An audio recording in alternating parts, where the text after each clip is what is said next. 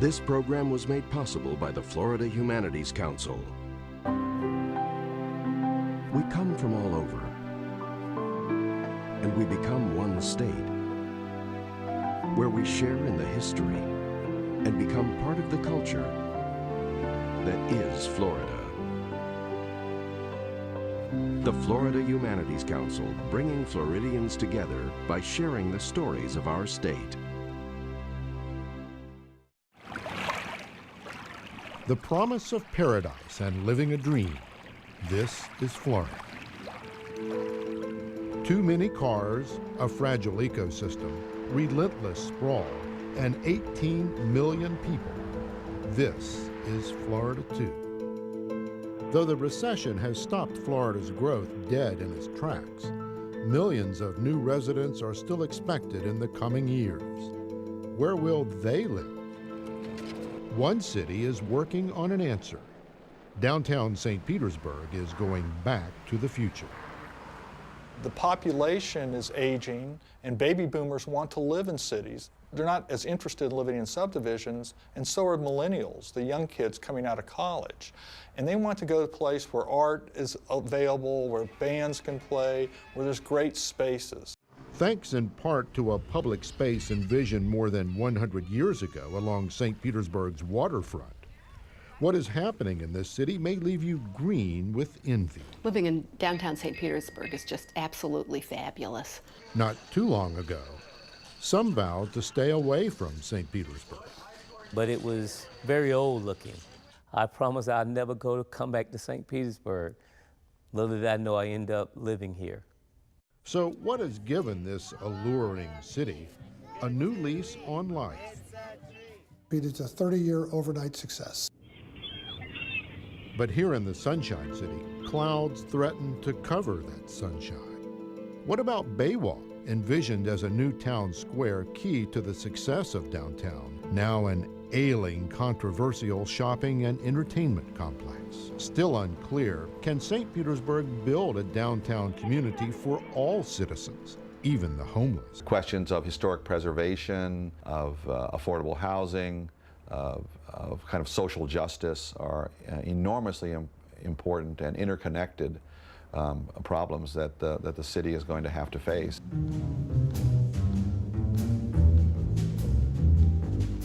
As unmistakable as the turn of a traffic light, today's economic picture looks quite a bit different than it did just a few years ago. Nevertheless, St. Petersburg has a distinct vibe about it. The future, despite the recent economic downturns, looks very, very, very bright. On a canvas still open to interpretation, the city by the bay is reinventing itself, determined to make a new place in the sun.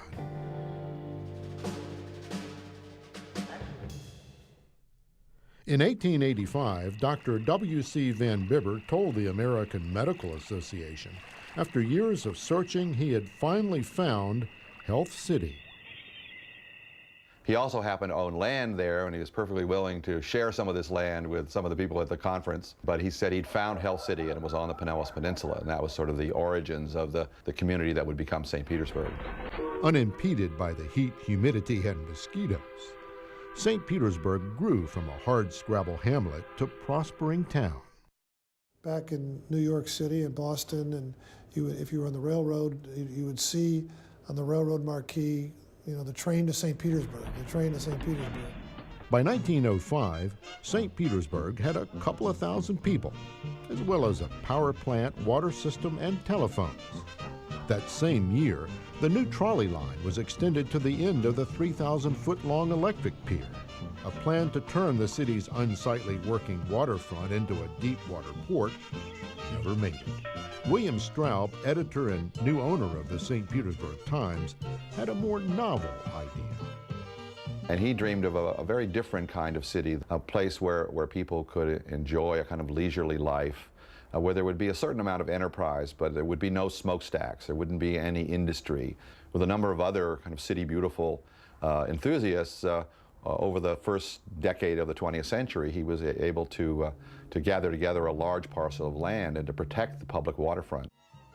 Home to one of the most unusual waterfront settings in North America, the St. Petersburg economy soon thrived around winter tourism. The arrival of spring training baseball was followed by decades of ingenious tourist promotion. They were just looking to promote St. Petersburg, develop it into this paradise that people would come and visit, and it worked. After World War II, the demographics of St. Petersburg began to change. Central Avenue, the main street of this modern city, is lined with green benches, a tradition in St. Petersburg. Seasonal tourists returned to the city of green benches to retire. And Williams Park, they find, is a delightful place to take a stroll. Comedian Johnny Carson joked, St. Petersburg was God's waiting room. Gerontophobia, as it's sometimes called, became a powerful cultural influence from the 1960s onward. It was not cool to be associated with senior citizens. Florida's younger vacationers headed for the beaches and later attractions like Disney World. Like other cities across the nation, downtown St. Petersburg was in crisis from America's flight to the suburbs. You live farther away, you'd build out the suburbs, and you'd drive your car there. The Sunshine City lost much of its luster. Shopping dried up, businesses closed, the economy faded. Festival of States Parade. In 1976, the drum major for DeLand High School led his marching Bulldogs in St. Petersburg's annual Festival of States Parade. Lewis Murphy vowed never to return. Pigeons, green benches, old people. Grad student Tim Clemens first visited St. Petersburg in 1982. Weren't a lot of people, but actually but the structures were interesting, and the scale and the character, and the waterfront. I remember really being struck by the waterfront. During the 1980s, a local attorney discovered his interest in downtown. George Rodert liked history and old buildings. When I started, the older structures were simply not appreciated and were in varying stages of decay. The downtown did look a little under the weather when I got here in 1980, but there's been an amazing concerted effort to revitalize the downtown. I call it the Renaissance of downtown St. Pete. It's a 30-year overnight success.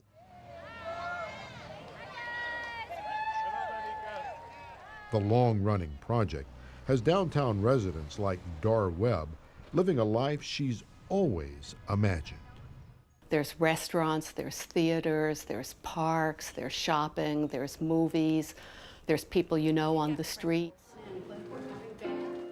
From their converted living space in the historic Snell Building, Dar Webb and husband Clint Page live in a downtown world measured by footsteps, not miles per gallon. You can walk 5 minutes from here to the supermarket, to the pharmacy, another couple minutes more to a Barnes & Noble bookstore and the university. Another direction you can walk to the waterfront, to museums, to theaters, to 20-some restaurants within 2 blocks of this spot.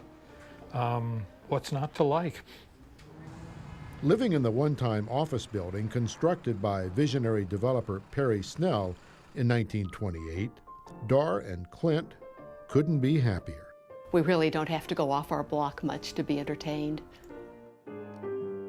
Since she retired 5 years ago, this lively baby boomer has been immersed in volunteerism and business enterprise, all within walking distance. There's been an amazing concerted effort to revitalize the downtown, part of what is known nationally or internationally as the new urbanism. Many, many people have, I think, contributed to this. It's interesting that it's also been part of a kind of a neighborhood renaissance. The conscious effort to re-energize neighborhoods with pride and a sense of community has shown positive results. Among the city's 100-plus neighborhoods, downtown. What has led to the revitalization of the city's most unique neighborhood is not easy to answer. It really is a series of things. The rebirth of this downtown has been a continuous evolution of events. In a mix of government, social, and economic forces, one project has paved the way for another. Expansion of the University of South Florida, the In-Town Redevelopment Plan, SRI's Marine Research and Technology Center. The wheels keep on rolling. But talk of this downtown's revival never goes too long without mention of an iconic hotel. Built during the 1920s, the Vinoy, with its signature Mediterranean revival architecture, is not only a classic from the Florida boom, it is St. Petersburg. The Yankees, Babe Ruth, celebrities, you name it, they've been at this hotel. But in the early 1980s, late 1970s, this hotel was a derelict. The hotel's 1990 restoration symbolized a beleaguered downtown's new beginning. It also marked a rediscovery of St. Petersburg's charm, character, and personality. About the time the Vinoy was up and running, attorney George Rodert had already turned his interest in some of the city's older buildings into a sideline of restoring them. And having our heritage still with us even in the form of architecture and scale, and just gives us a sort of a physical bridge back to the past. Among the 40 or so buildings Rodert linked from past to present is the 500 block of Central Avenue. He converted the old 4-story Alexander Hotel into an office building. Other storefronts found new life as retail shops and restaurants. It was like the first olive out of the bottle. The old Rutland's department store was transformed into Florida Craftsman's Gallery. In 1990, this entire block was a ghost town. It was all vacant. They were all shuttered up, in disrepair. It's just horrible. George Rodert's hopefulness and grassroots approach to making downtown St. Petersburg more inviting was shared by others. In 1993, Emmanuel Roux got in on the ground floor of the city's growing restaurant business. The downtown had been suffering, and there was a vacuum, and to me it was obvious that what had happened in many other cities in the country was going to happen here. In the former Detroit Hotel, built in 1888, Roux opened the Garden. Wanting to be closer to the downtown he always admired, architect Tim Clemens moved here too. In 1996, along an alleyway, Clemens built a row of townhouses. I believe it had been 1981 when the last residential structure had been built in downtown. What followed was a flurry of downtown projects. New condos, more restaurants, the $40 million Baywalk Retail and Entertainment Center. Like every year we were just getting, sort of filthy from all the dust and debris of the construction sites, but that was the kind of nuisance that I enjoyed as an architect especially, but also as a downtowner. If you want to live in the middle of things, the more things there are to live in the middle of, the better.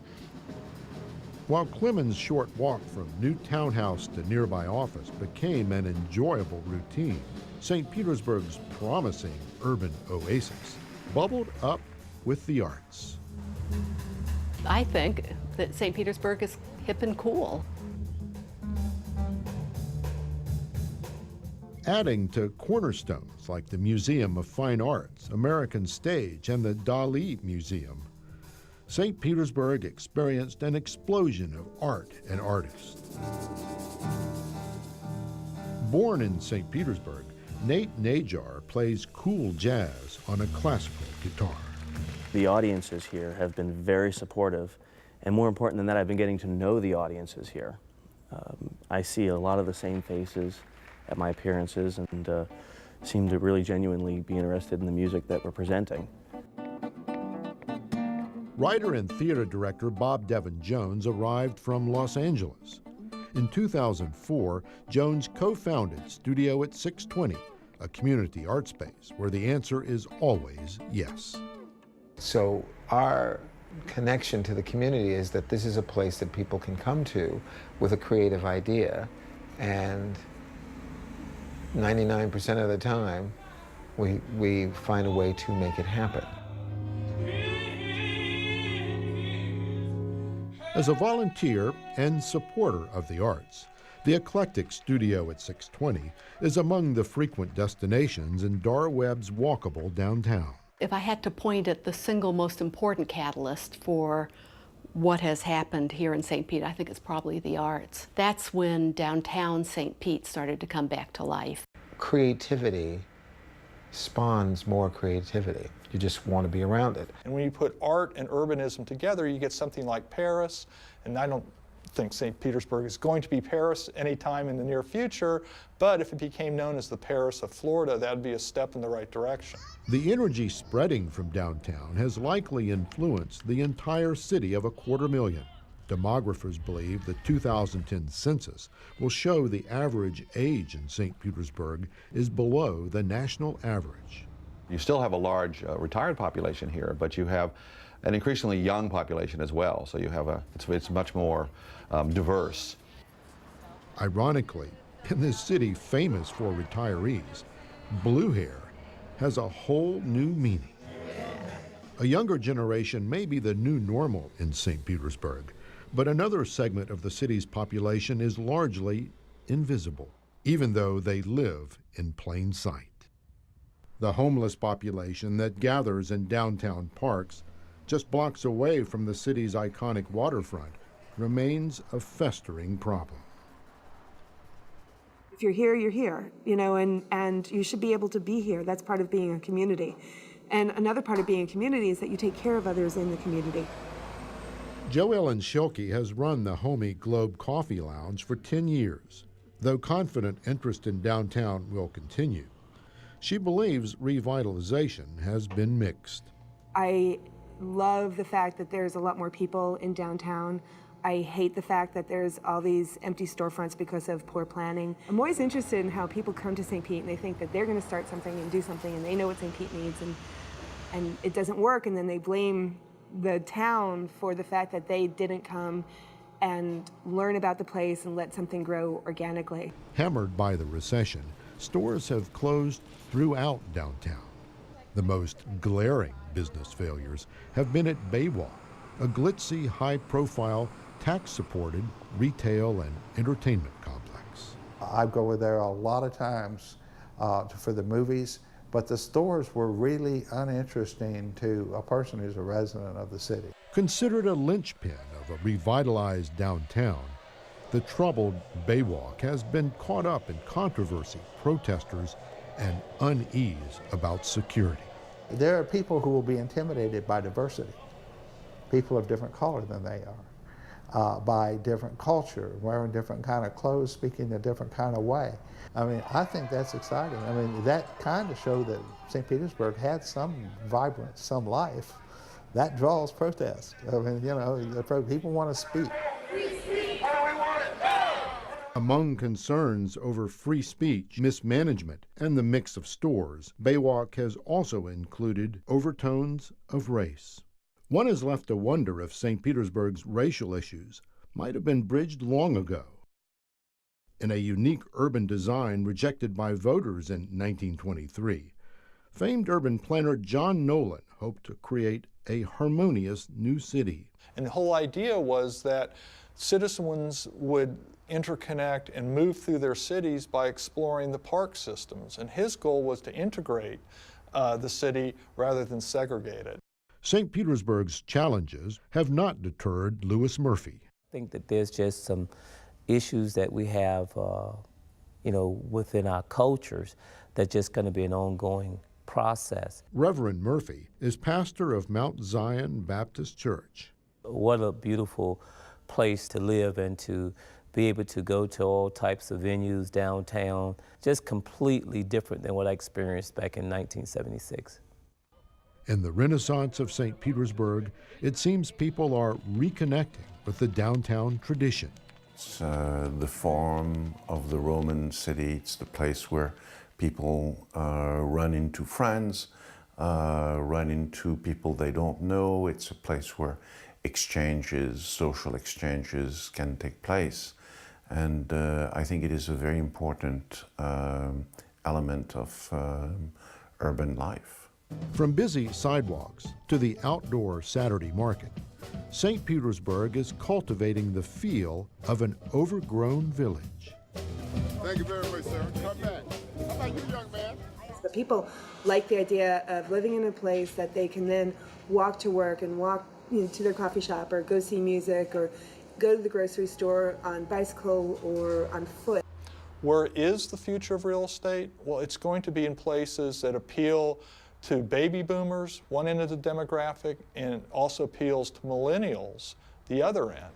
And those places are going to be defined by providing a living environment where you can walk to a lot of places you want to go, where there'll be interesting spaces, and also where the arts will prevail. And if you look at downtown St. Petersburg, you have this wonderful mix that is being rejuvenated. And again, the public waterfront is the centerpiece of that because it provides this amazing aesthetic element, an amazing scene of beauty in the heart of a large city. The public waterfront, there's no other place like it, I think, in the United States. And it's absolutely the treasured resource of this downtown. It reminds me that I live in a waterfront community, that I live in a town that really is on the water and intimately connected with the water. It's one of the most visionary pieces of urban planning I can think of.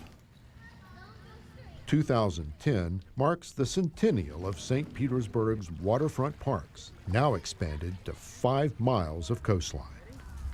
You really can't give it a value. It's priceless because it's the place where citizens come to congregate, to speak, to enjoy works of art, music. It's essential that we have civic spaces to congregate and behave like citizens and behave in a civic manner. And what better place to see this in Florida than the St. Petersburg public waterfront? From the way it looks and the way it feels and the way it is starting to live again, this unique American city has a remarkable sense of place. The big one, oh, I had him on about 15, 20 minutes ago. I think it was a topper.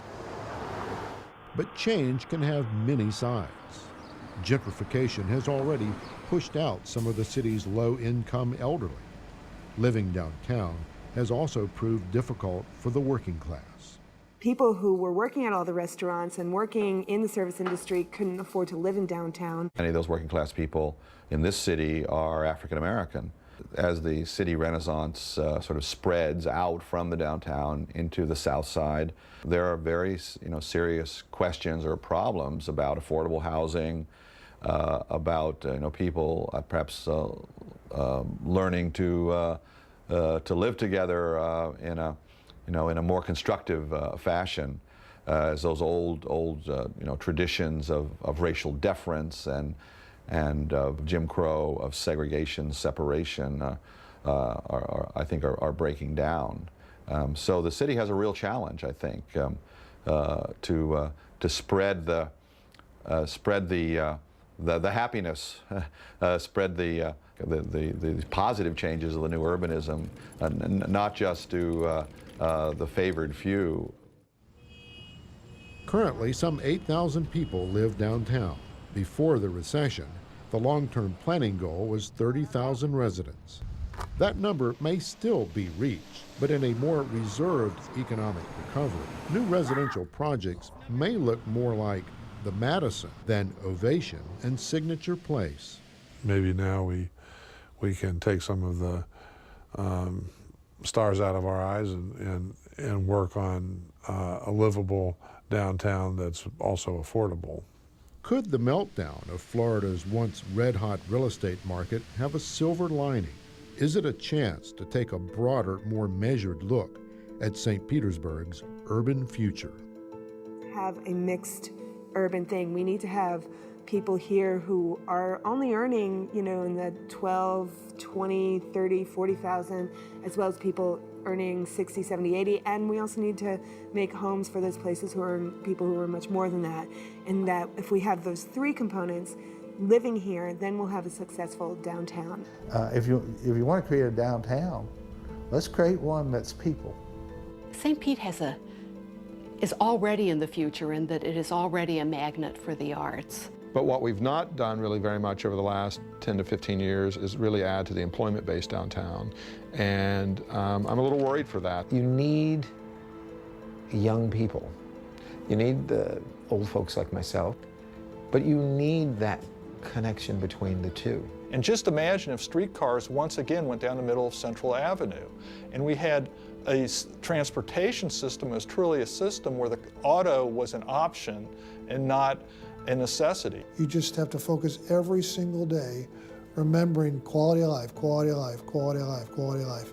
It's having a more democratic approach to urban planning and look at what is going to benefit the majority and not serve the interest of the few. City, the government has to be very, very aggressive in reaching out to economically deprived people. I'm hoping that we can stay a real community with things accessible to people. I'm hoping that we'll continue to see tattoos and blue hair on the streets, as well as the older, more affluent patrons, because again, the future of the city is if it represents all the demographics of the people who live here.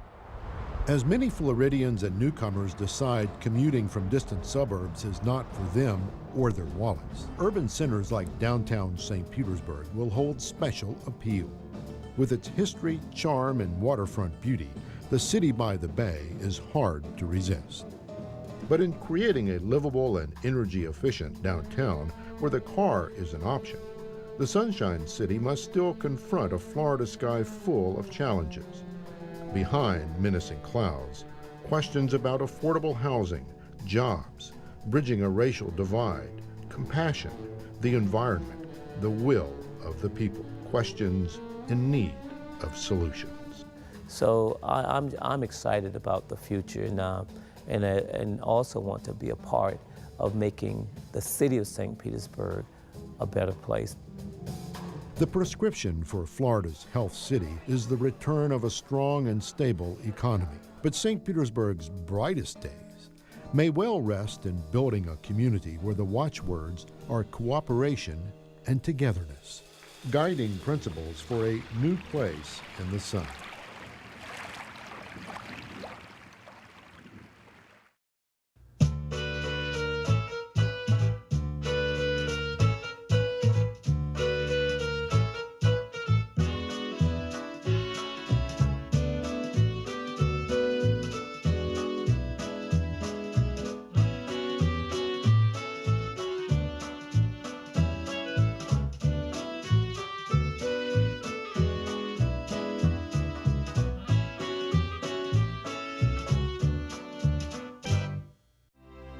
This program was made possible by the Florida Humanities Council. We come from all over,